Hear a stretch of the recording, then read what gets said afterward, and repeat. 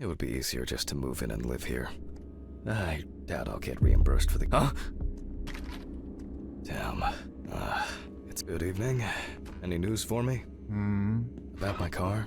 You know, the flat tires? No. No what? Have you checked the cameras? Anything? Handman, I cut my teeth working in prison. I know what to do. What? There were no strangers hanging around. Maybe you ran over something. What? All the tires? Why, possibly. You can congratulate yourself.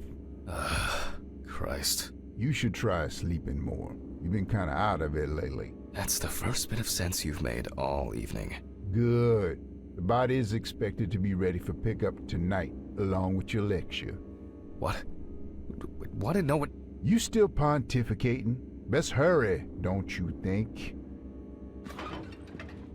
Fuck me. I don't have the strength for this today. Have I taken my pills today? Did I take it? Or— I need to focus. Fuck. I don't have my— Okay. One by one, Jack.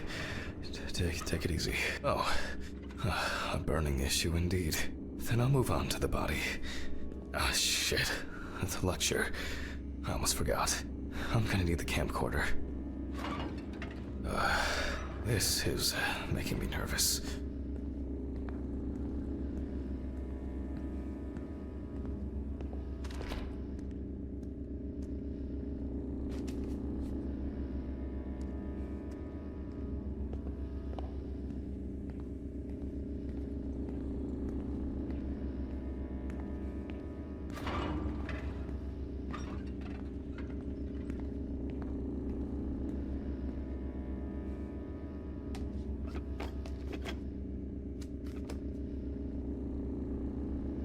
Oh well.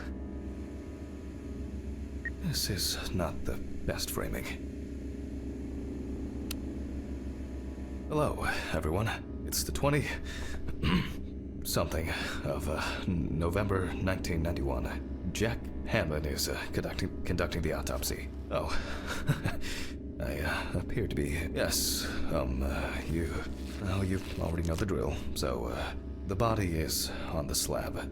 So, the victim is from yesterday. The exact cause of the fire has not yet been determined. However, it is known that the fire started in the deceased's apartment, where the most damage was reported.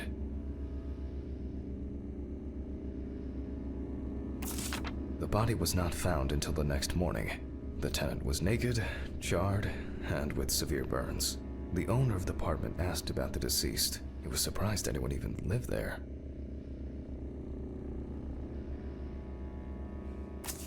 The deceased was sitting in an armchair near the TV. Pieces of pornographic material, an ashtray, melted video cassettes, and several bottles of so-called poppers were found in the vicinity. It's difficult to assess whether any escape attempts were made.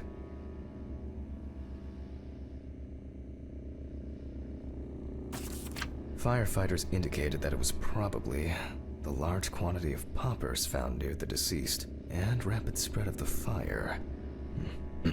Well, that's our basic question. Whether the death occurred as a result of fire, or whether he was dead before it.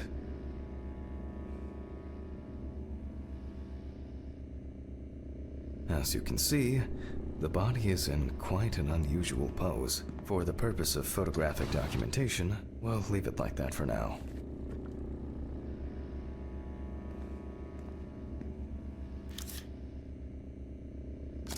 This position is called the pugilistic attitude. This is due to the influence of high temperature on the muscles. The fire reaches the skin first, then the soft tissue, until the skeletal muscles are exposed.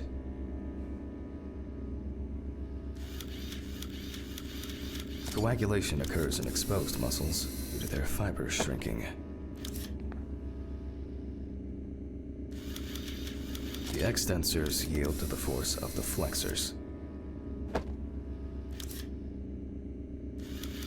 The muscles contract and contract until the limbs become flexy and deformed.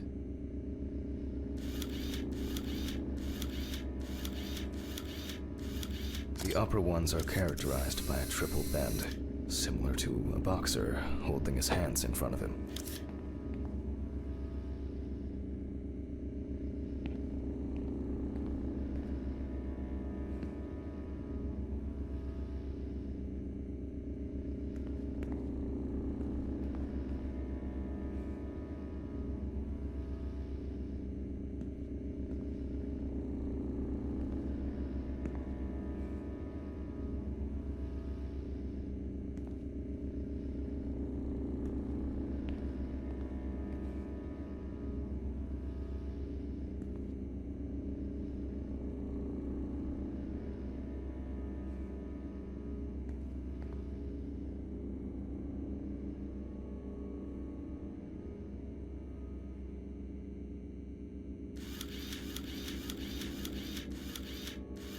Just 10 minutes will do it. 10 minutes for the muscles and tendons to contract, like a steak on the grill.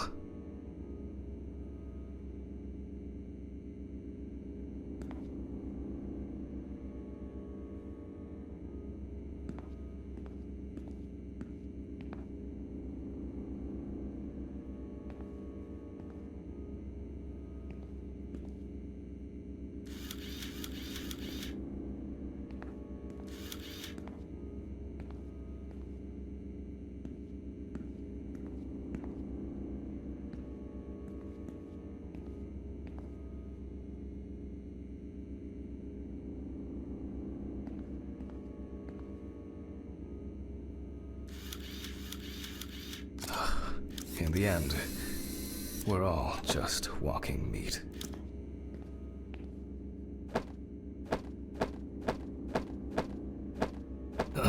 The deceased must now be straightened out, and we need to get rid of these bindings. He looks to have the deceased's neck and feet, which explains why, despite the severe burns, the deceased's limbs are not... that's better. It's easier to straighten him now. Without taking out the magnifying glass, we already know that the deceased's skin is heavily charred and cracked.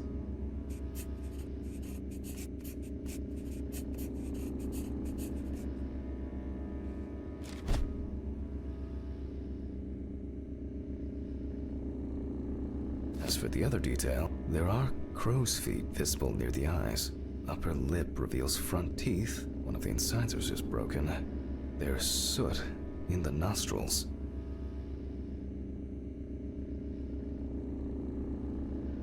The rope around the neck wasn't very tight. I don't see it leaving a mark on the skin. You can clearly see that this is primarily the front of the deceased that was exposed to fire.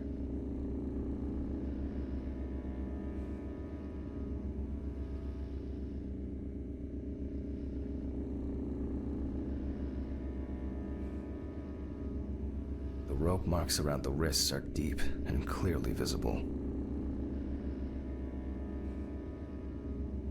The victim sat in the chair the whole time, hence his back being in much better condition than this extremely burned area. Looks as if a large flap of skin had detached from the calf. The rope at the man's ankles was tied much tighter and more precisely than the one around his wrists. All in all, quite a lot can be deduced from this external examination.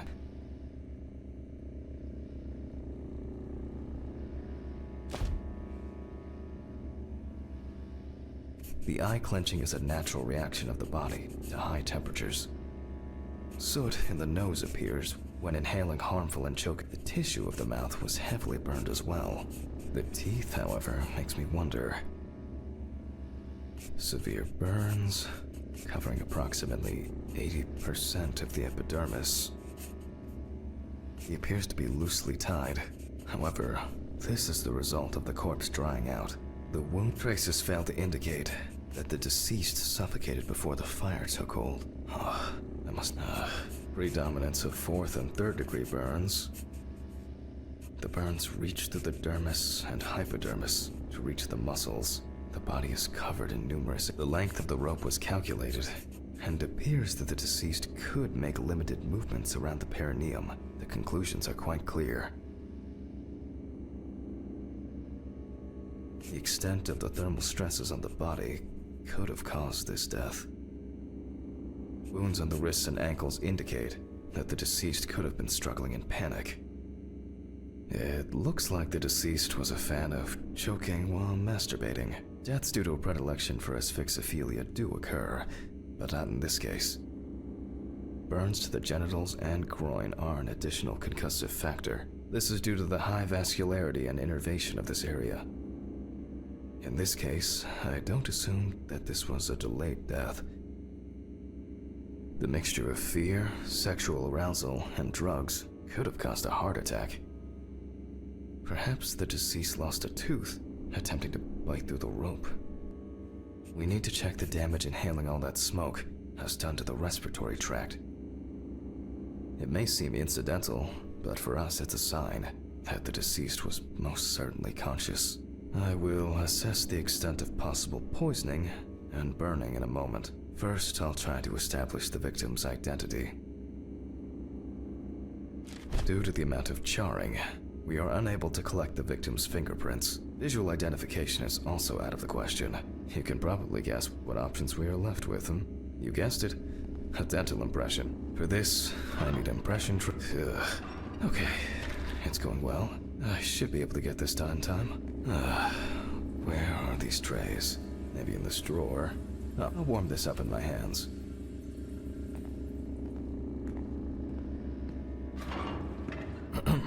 Okay, making an impression is quite simple.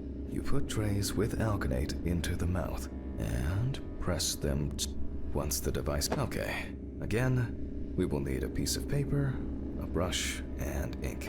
We will make a plaster model of the deceased's teeth from the obtained impression. We will then make an impression of the mold on a piece of paper, which will be scanned into the computer.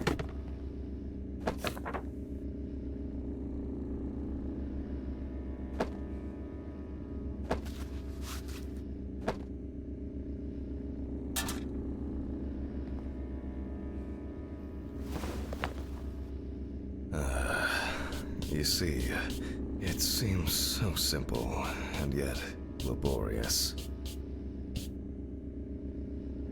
On the plus side, we don't have to worry about the gag reflex with the deceased. And no need to remind the subject to breathe either. At least he saved the high cost of orthodontic treatment.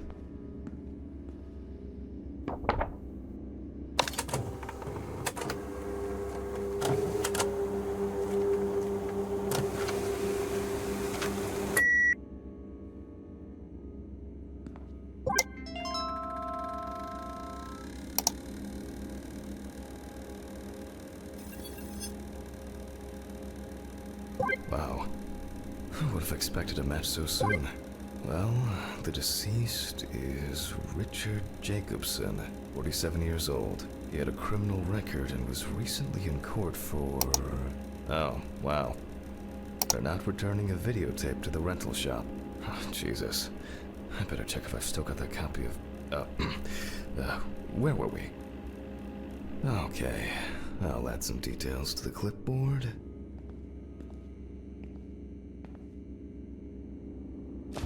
Okay, and we can move on to dissecting the body. This time, I'll go straight for the loppers.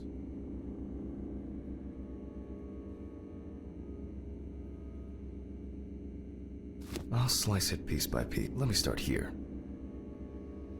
I push hard several times.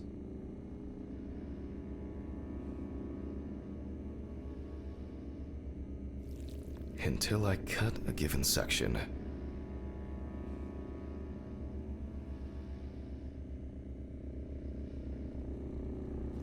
You can see that using a scalpel would be pointless here.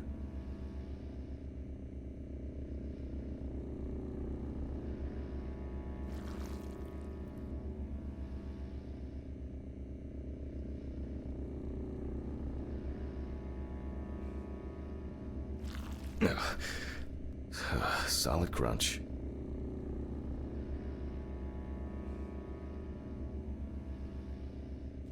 Almost there.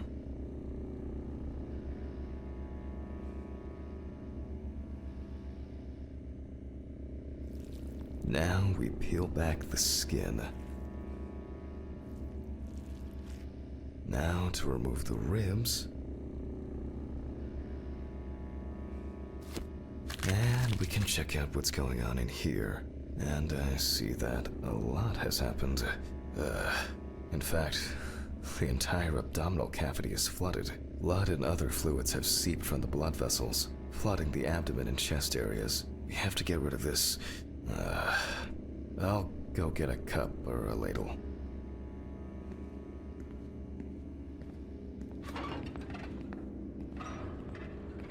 I think I saw one somewhere here. Aha. I don't have all night. I'm going to need a vacuum pump. Great. The running around for everything starts again. Why can't things be tidied away properly in this damn mortuary? I'm gonna get Ridley. I wonder what this pump... Mr. Ridley? Mr. Ridley? I'll just go to the basement and check.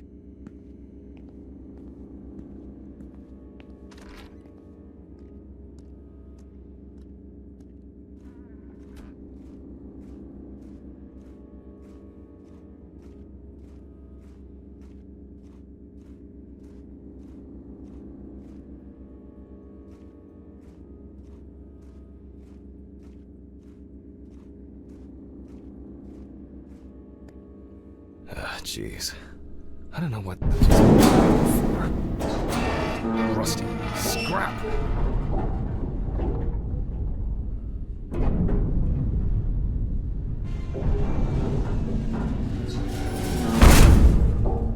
God!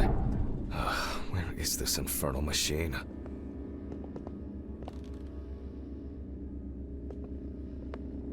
Wow, that's heavy.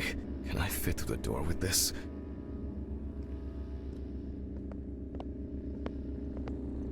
I swear I'm going to have an accident here one day.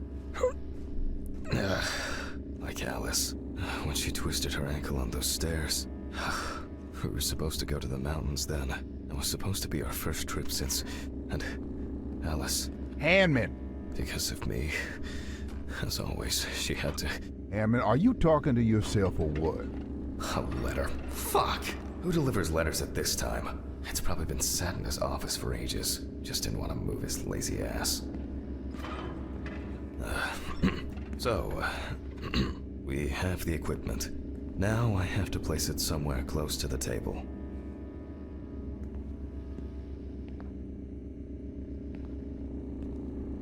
Phew. I can finally put this thing down. Alright, just... What? There's no tube? No one's used this for a long time. I apologize to you all once again.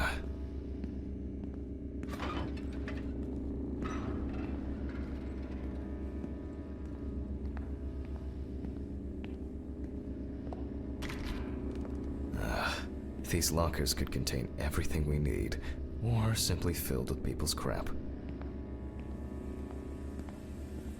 Screw it. There might be something in here. Yep. I'm sure I wrote the code down on a piece of paper.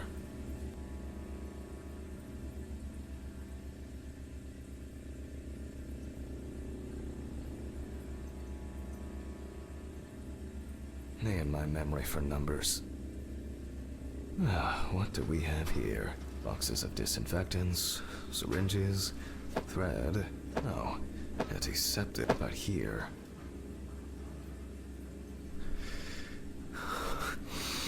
I wanted to forget. Alice. I regret so much. Every day. Every fucking day. I can't take it anymore. Oh, God.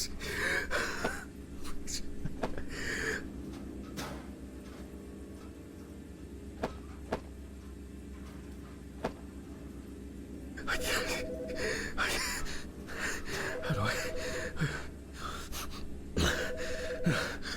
Phone. Oh. Do not think.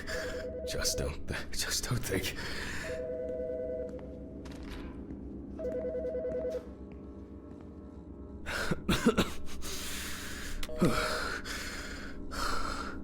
Office of the Medical Examiner, Beatsville.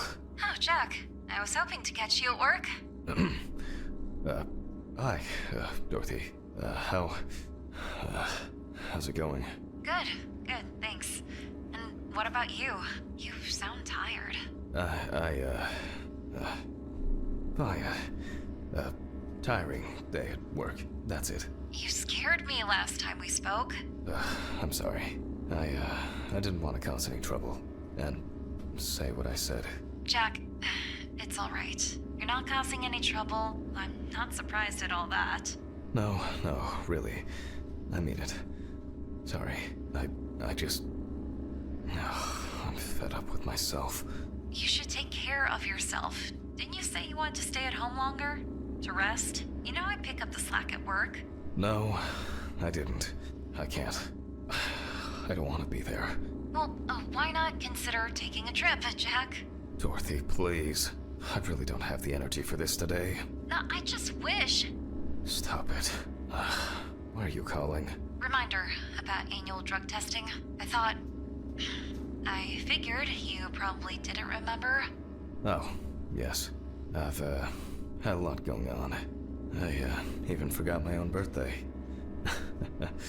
Leave your samples at reception on your way home. Someone will pick them up from Ridley in the morning. Probably Steven or someone else at the station. Sure. I'll try not to forget. Okay, well, Jack? Try not to do anything stupid, okay? Alcohol, your medication. No, you shouldn't. I have it all under control. I should be getting back to work. The results should be in tomorrow. I'll call you when we know. Right. Thanks. Goodbye, Jack. Bye. Annual drug testing. I'll take care of it before I go home. There's been a bit too much going on lately.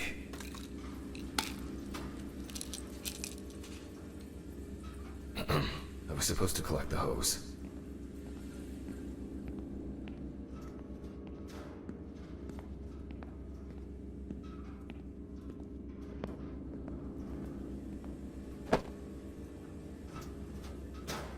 Focus on your work, Jack.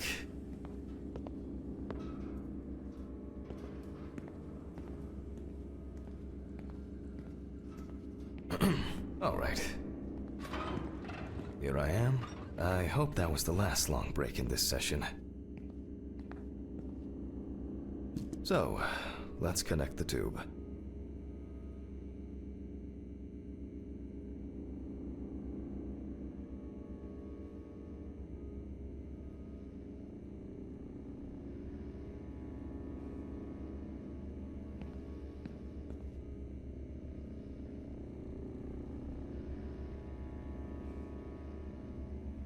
We turn on the machine. With this amount of fluid, there's no point in holding back.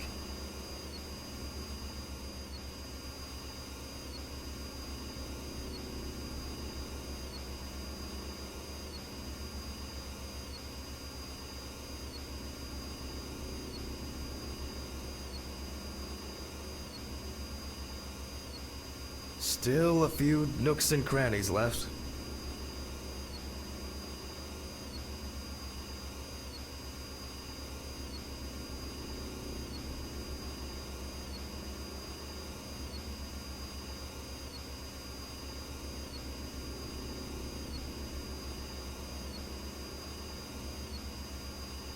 External examinations did not reveal any tissue defects that would reach the internal organs, so I expect the organs to be intact. In a way, it's quite extraordinary.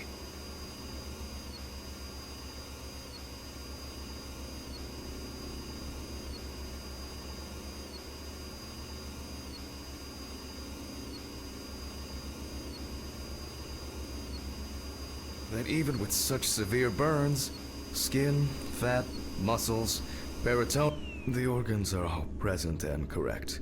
A reddish-pink tint indicates high carboxyhemoglobin levels, the level of which I will determine. What interests me here is not the presence of this substance itself, but rather its percentage content. But first, I'll need the values for the centrifuge.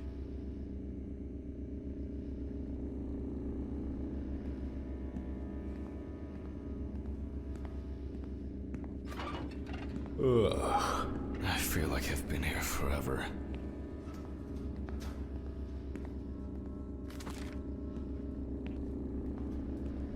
Jack, focus. Just a little bit longer. Corpses recovered from the site of fire may have very different and complex histories. Burning is only at the surface. Underneath, it may be a heart attack, stroke, or pulmonary embolism. This particular case appears quite basic.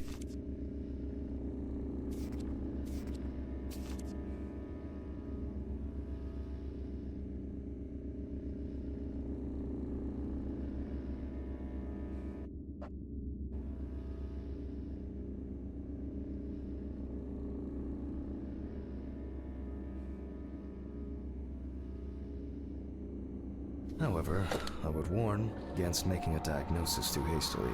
A fire victim does not always mean death due to smoke inhalation. The centrifuge has completed its cycle. So, as usual, I will take the samples to the laboratory, and I'll be back with the results shortly.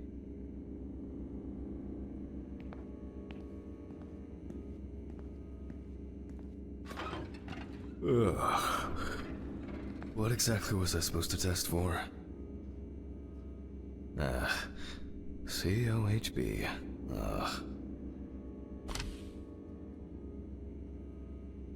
I'll take 2 milliliters of each sample.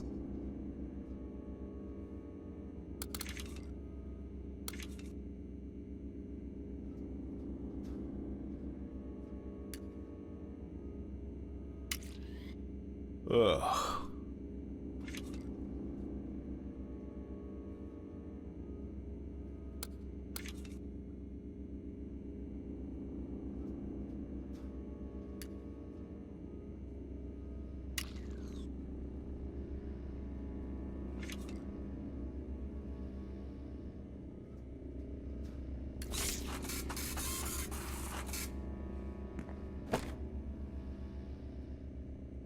Well, confirmed. Death due to carbon monoxide poisoning. Carboxyhemoglobin levels at 84%. Alright, I'll note this down and perform a check of the organs.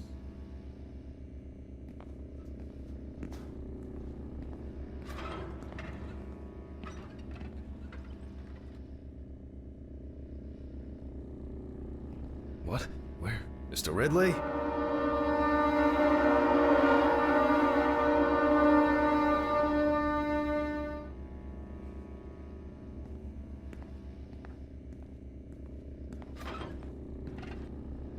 Why did he take that fucking body?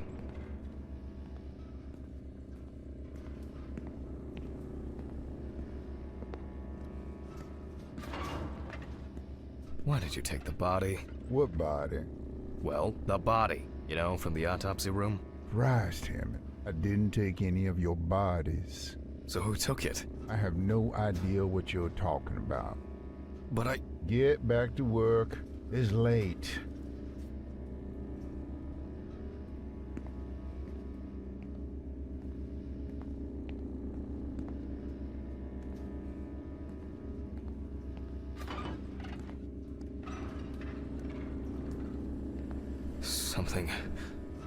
Something strange is happening here.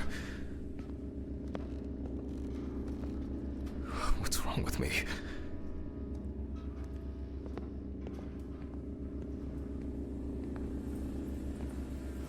I don't understand what's going on.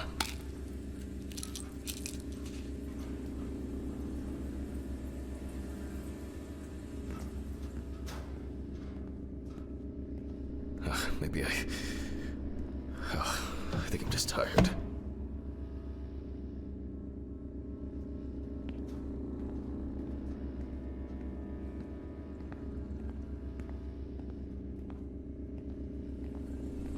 Maybe I think I'm just tired.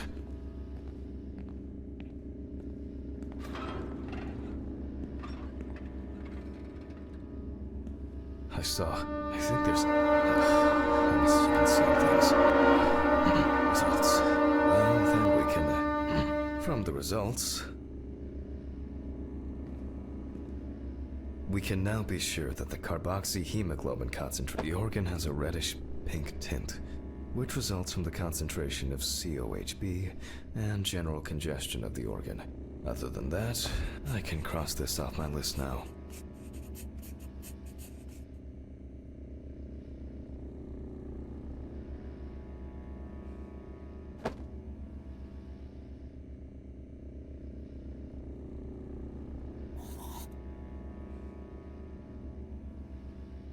We will look at the lungs more carefully.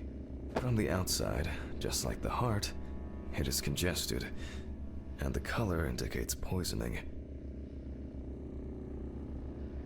Thermal damage is visible here and there.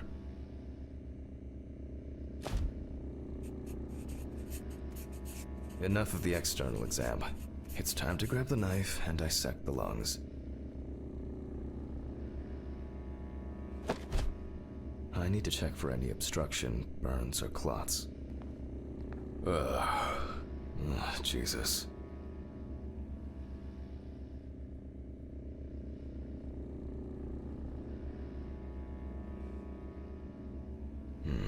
Alright. You can see changes in the lung parenchyma caused by burns and smoke inhalation. Nothing new here.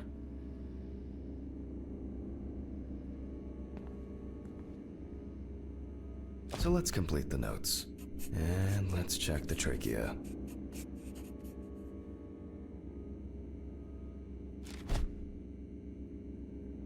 The color is the same as the rest of the organs. Significant congestion.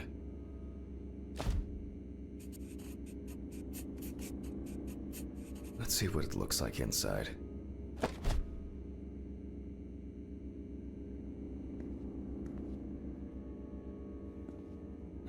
Okay, the final cut. There are visible burns inside, but what catches the eye the most is the amount of soot.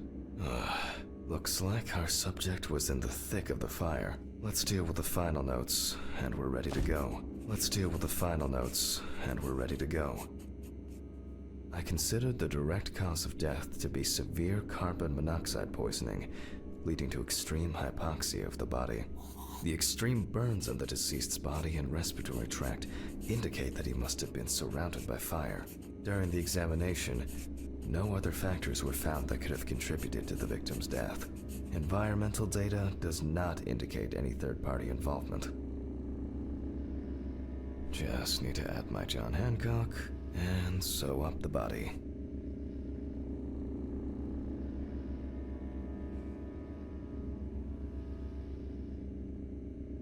I'll close the body, trying not to damage what's left of the skin. As for stitching, well, it varies. So for this job, a thicker needle and heavy-duty thread. Well, everything's holding together. Well, after storing the body, there's nothing left for me to do. But thank you for your attention. All the best, and good night. Ugh, my God. What an exhausting day. I need to get these gloves off and call a taxi. I swear I'm about to pass out from exhaustion.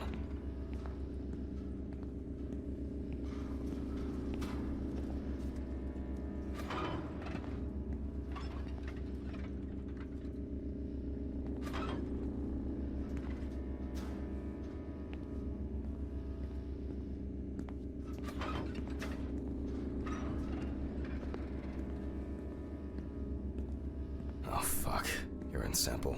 Oh no. Okay, quick. Okay, this is it.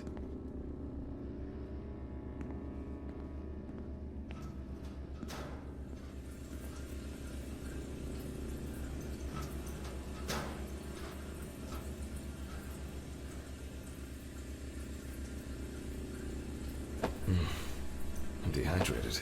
I should drink more water.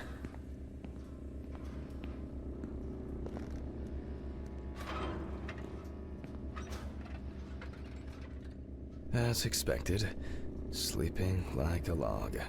I'm jealous.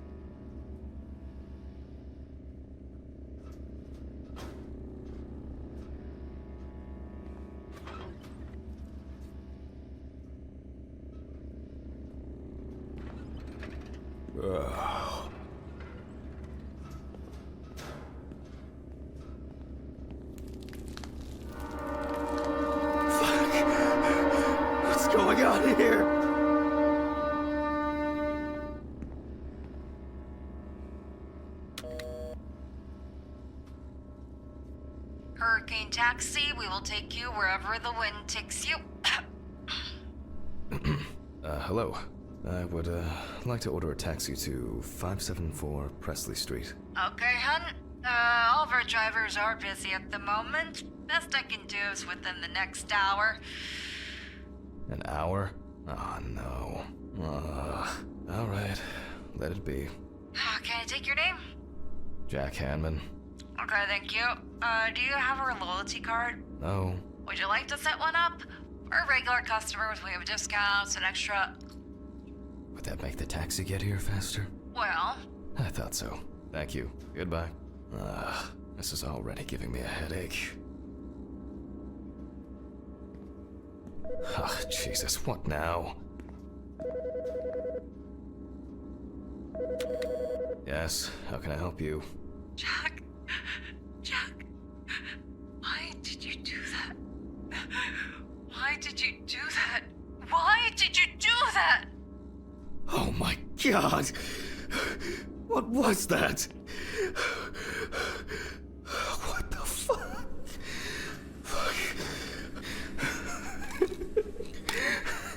This is some kind of mistake. An hour here. I need a drink.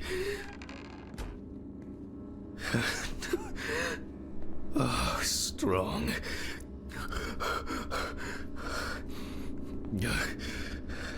Everything's spinning.